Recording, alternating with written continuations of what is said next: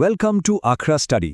আজ আমরা শিখব West Bengal board class 9 English book bliss new syllabus chapter 5 all summer in a day. হ্যাঁ, রে ব্র্যাডবেরির লেখা এই অসাধারণ কল্পবিজ্ঞান গল্পটা আমাদের নিয়ে যাবে পৃথিবীর বাইরে, একেবারে এক নতুন জগতে। চলো, মহাকাশ পেরিয়ে আমরা সোজা চলে যাই শুক্র গ্রহে।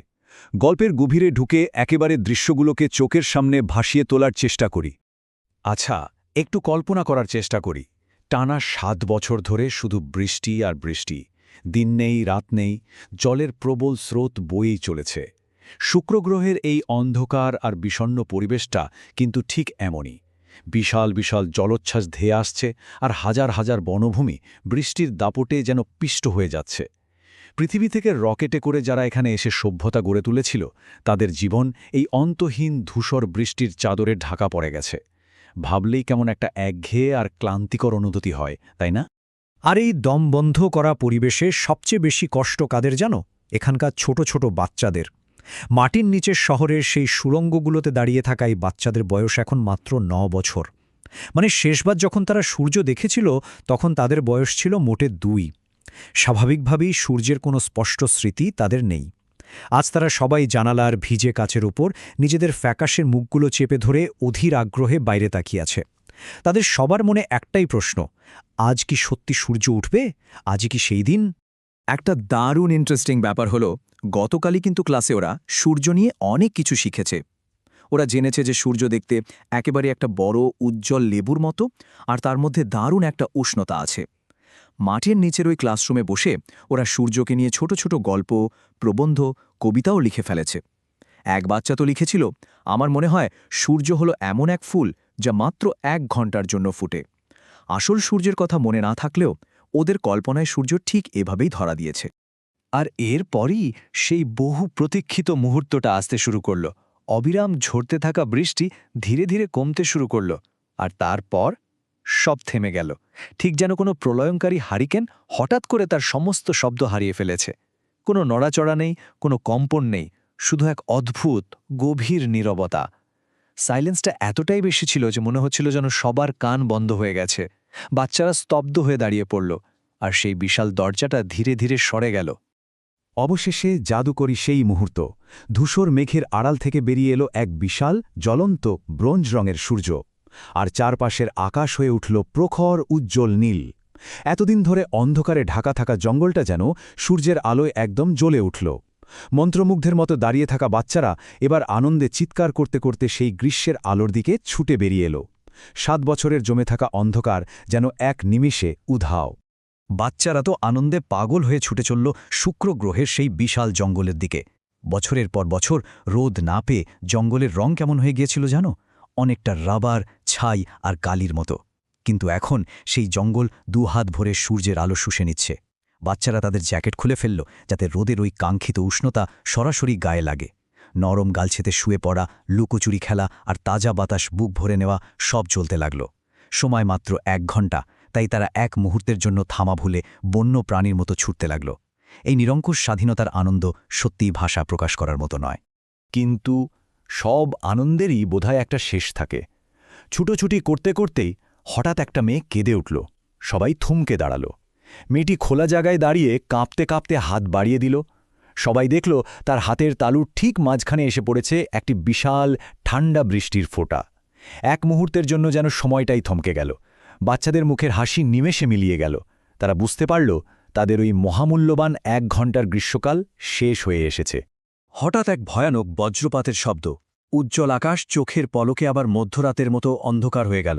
চারদিকে বিদ্যুতের ঝলকানি।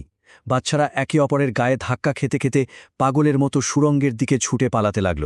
দরজা বন্ধ করার ঠিক আগেই তারা শুনতে পেল সেই বিশাল বৃষ্টির শব্দ, যা আবার শুরু হয়ে গেছে। ফ্যাকাশে মুখে জানালার কাছে দাঁড়িয়ে তারা দেখল বাইরে আবার সেই অবিরাম বৃষ্টি, যা আগামী 7 বছর ধরে ঠিক এভাবেই ঝরতে থাকবে। পুরো গল্পের টাইমলাইনটা একবার ভেবে দেখলে মনটা সত্যিই ভারী হয়ে যায়। একটু খেয়াল করি, 7 বছর আগে যখন সূর্য উঠেছিল তখন বাচ্চাদের বয়স ছিল মাত্র 2।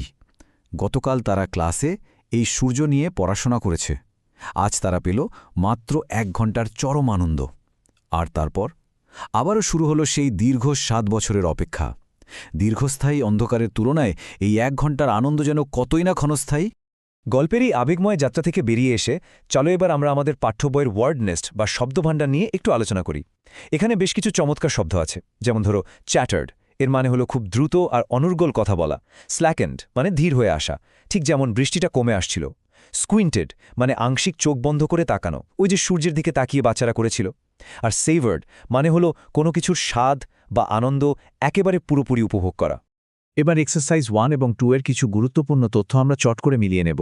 গল্প থেকে আমরা পরিষ্কার বুঝতে পেরেছি যে মানুষজন পৃথিবী থেকে রকেটে করে শুক্র গ্রহে এসেছিল। বাচ্চারা ক্লাসে শিখেছিল যে সূর্য একেবারে একটা লেবুর মতো দেখতে। সূর্যের উষ্ণতা পাওয়ার জন্য তারা জ্যাকেট খুলে ফেলেছিল। আর শুক্র গ্রহের জঙ্গলটা দেখতে ছিল ছাই, রাবার আর কালির মতো, কারণ সেখানে সূর্যের আলো পৌঁছাত না। এই ছোট ছোট ফ্যাক্টসগুলো মাথায় রাখলে পুরো গল্পটা মনে রাখা খুব সহজ হয়ে যায়। এক্সারসাইজ 3-এর প্রশ্নগুলো কিন্তু গল্পের একটু গভীরের ইমোশন নিয়ে। যেমন বাচ্চারা কেন সূর্য দেখার জন্য এত মরিয়া ছিল? কারণ তারা তাদের পুরো জীবনটাই এ গ্রহে কাটিয়েছে, আর 2 বছর বয়সে দেখা সূর্যের স্মৃতি তাদের মন থেকে মুছে গিয়েছিল। তারা সূর্যের সেই আসল রং আর উষ্ণতা ফিরে পেতে চেয়েছিল। আর যখন পুনরায় বৃষ্টি শুরু হলো, তখন তাদের দুঃখের কারণ কি ছিল? কারণ তারা জানত এই অদ্ভুত সুন্দর উষ্ণতা আবার অনুভব করার জন্য তাদের আরও দীর্ঘ 7টা বছর অপেক্ষা করতে হবে। চলো এবার গ্রামারের অংশে এগোই। গ্রামারে নিউজ বা বাক্যের ধরন। এখানে সিম্পল, কমপ্লেক্স আর কম্পাউন্ড সেন্টেন্সের পার্থক্য খুব সুন্দর করে বোঝানো হয়েছে। যেমন ধরো, আ কুল উইন্ড ব্লু অ্যারাউন্ড দেম, এটা একটা সিম্পল সেন্টেন্স, কারণ এখানে একটাই ক্লজ রয়েছে। আবার when the sun came out last 7 years ago, they were too young, এটা হলো কমপ্লেক্স সেন্টেন্স বা জটিল বাক্য। আর they took off their jackets and let the sun warm their arms, এটা কম্পাউন্ড সেন্টেন্স যা অ্যান্ড দিয়ে যুক্ত হয়েছে। এখন এই বাক্য পরিবর্তনের নিয়ম বা ট্রান্সফরমেশন রুলসগুলো খুব স্পষ্টভাবে বোঝা দরকার। একটা সিম্পল সেন্টেন্সকে কমপ্লেক্সে রূপান্তর করতে হলে একটা শব্দ বা শব্দগুচ্ছকে subordinate ক্লজ যেমন নাউন, অ্যাডজেক্টিভ বা অ্যাডভার্ব ক্লজে এক্সপ্যান্ড করতে হয়। আবার সিম্পলকে কম্পাউন্ড করতে হলে প্রধান ক্লজের সাথে আরেকটি ক্লজকে কোঅর্ডিনেটিং কনজাংশন দিয়ে জুড়তে হয়। আর কমপ্লেক্স থেকে সিম্পল করতে হলে ঠিক উল্টোটা, ক্লজকে ছোট করে শব্দগুচ্ছে পরিণত করতে হয়। ব্যাস, এই নিয়মগুলো মনে রাখলেই কাজ শেষ। এক্সারসাইজ 5-এর ডু অ্যাজ ডিরেক্টেডের সমাধানগুলো দেখলে বিষয়টা আরও ক্লিয়ার হবে। যেমন মূল বাক্যটা হলো I have a blue pen, এটাকে কমপ্লেক্স করলে দাঁড়ায় I have a pen which is blue. আবার ধরো seeing a snake the boy shouted, এটাকে কম্পাউন্ড করলে হবে the boy saw a snake and shouted. ঠিক একইভাবে I know a man who is very wise, এটাকে সিম্পল সেন্টেন্সে আনলে হয় I know a very wise man. কি খুব সহজ না? এবার আমরা রাইটিং স্কিল বা কম্পোজিশনের একটা অত্যন্ত দরকারি জিনিস শিখব, ফর্মাল লেটার অফ এনকোয়ারি বা তথ্য জানার জন্য আনুষ্ঠানিক চিঠি। একটা ফর্মাল লেটারের 8টা মূল অংশ থাকে।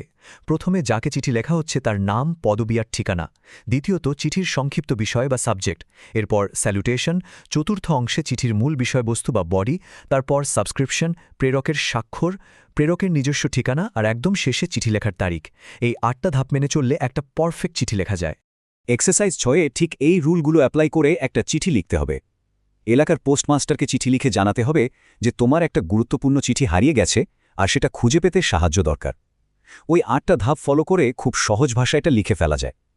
দ্য পোস্টমাস্টার দিয়ে শুরু করে সঠিক সাবজেক্ট লিখে বডিতে নিখোঁজ চিঠির প্রবলেমটা গুছিয়ে লিখলেই কিন্তু আমাদের ফর্মাল লেটার কমপ্লিট।